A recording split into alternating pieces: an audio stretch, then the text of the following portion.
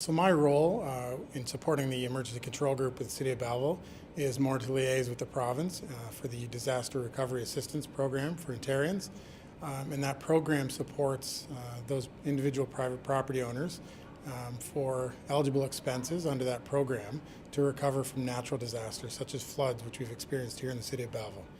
So the roles of the director and clerk, which is obviously my role, is to support council in providing agendas and reports so that council can conduct business with the corporation, make those decisions that affect the everyday lives of our residents. So as a CAO, one of my responsibilities with respect to community emergency preparedness is I am chair of the city's emergency management program committee. And so that's a bit of a mouthful, but really what that is a framework of how we how we deal with emergencies in our community. So and we've had a few in our community, unfortunately, and we have to deal with them. So another role of the CAO is to, basically I'm the commander, what they call the commander of the Emergency Operations Center, our EOC. And so with respect to our EOC really is about helping the incident commanders that are dealing with the particular incident out in the field.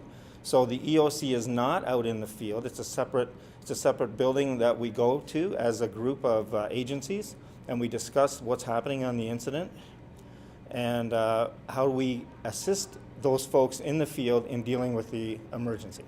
As part of a good functioning EOC, we make sure the appropriate agencies are all in attendance and that they're providing information that the group needs in order to prioritize the emergency and what needs to be done to deal with it, and to really make sure that we have really good information flow between the EOC and our community partners. So a very important part of that is our emergency information officer, and so the EOC would make sure that when we issue press releases that we have the appropriate information going out, it's timely, it's informative, and it's really what the public needs to know about how they need to respond to our emergency. Well, we've had a lot of incidents that we would consider that we have not, let's say, declared an emergency in our community.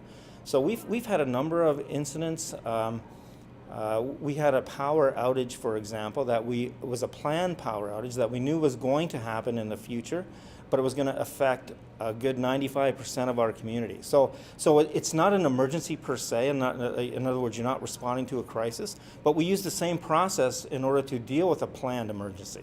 Or a planned, a planned power outage, which was going to have a significant community effect. So we get the EOC group together.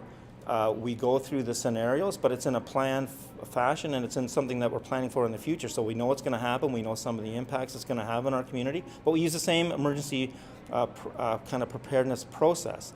So these things are all helpful in us and how we respond to kind of critical things in our community.